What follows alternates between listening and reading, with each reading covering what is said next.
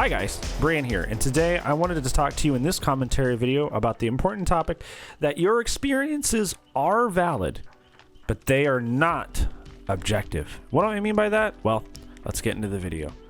First, before we get into the video, remember, if you like what I do, there's a way to like down here. Also, if you want to hang out with me more than just on YouTube, there's my Twitch over there, and there's also my Discord. Both of those are in the description. They're also my YouTube page. There's plenty of ways to find those. So yeah, if you want to hang out more and support me, those are the ways to do it. Otherwise, let's get started, friendos. Let's get started. So this came up to me. This topic came up to me because I realized a lot of discussions in Dead by Daylight on the power of certain killers, the power of certain perks, and that sort of thing mostly boil down to not any sort of objective conversation. I think there are some things that are pretty solid. Spirit is very, very strong and very hard to counterplay, if possible to counterplay in any meaningful way. That's pretty objective. Most maps in this game, kind of err on the survivor side of things. I think that's most, there are things that are more agreeable.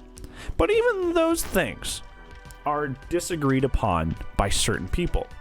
Somebody who only plays Survivor and loses a lot may think that Survivor maps, the maps are not Survivor-sided for the most part, just because, they play Survivor a lot and they don't win a lot.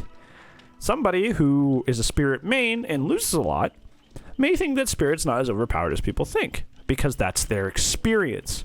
Usually, and I'm not saying this to be mean, usually those experiences happen because these people are playing more at the lower ranks of Dead by Daylight. So the experiences that we talk about, and the more red rank 1, thousands of hours side of things, is not the experience that those people are having. So when people go to the forums, like the DBD forums, and everybody's really shocked to find out that somebody's save the best for last is a broken perk, or what's another good example? Doctor's an overpowered killer, or the pig is an overpowered killer. She doesn't even have to use perks to slow down the game. She has slowdown built into her kit. You hear really ridiculous stuff like that, and it's funny to sit back and go, wow, the people on the DBD forums are so stupid. The things they say are absolutely ridiculous. Wow.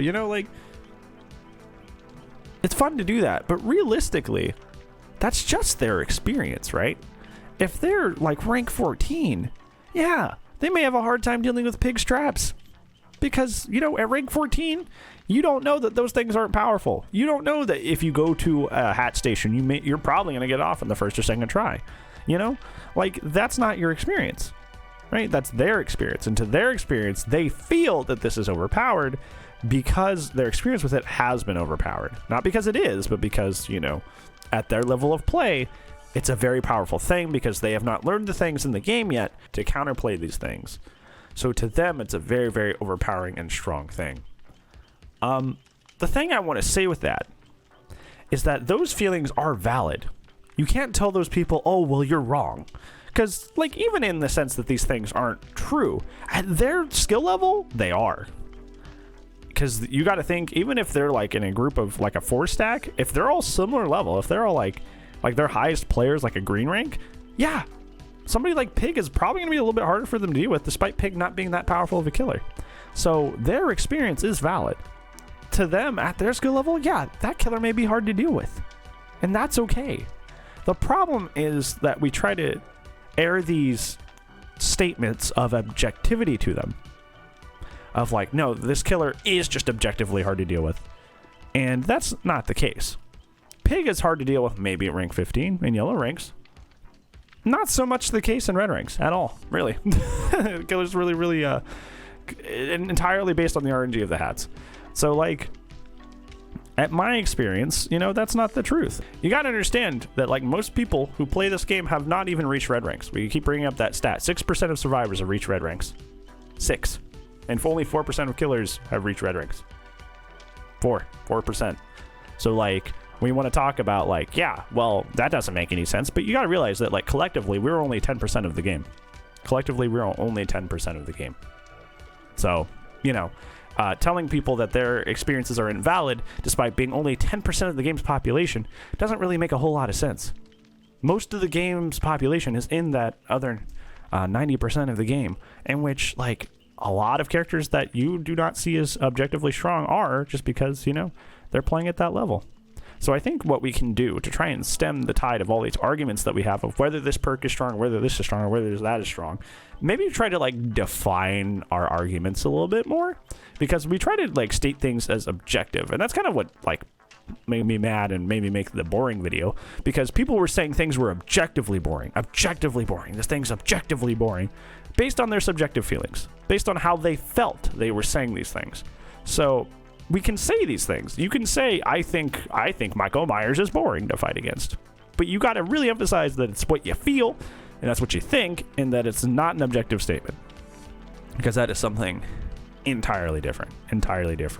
And stop trying to spread your word as law, because even I only have 1,400 hours in the game right now. I say only 1,400 as if, like, you know, I played another game competitively. I played Street Fighter 5 competitively and had only 900 hours in that, and you know, but like even then there are people with, like we talked about in that other video, like 5,000, 6,000, 7,000 hours, right?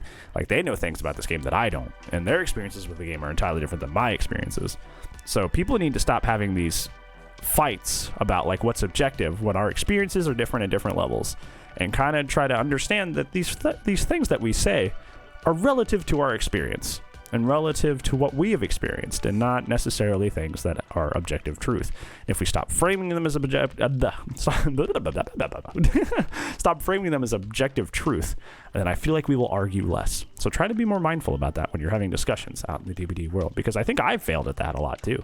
I think that like we can all do a lot better about having conversations that are a little bit less my objectivity versus your objectivity, and say this is my feelings and experiences versus your feelings and experiences.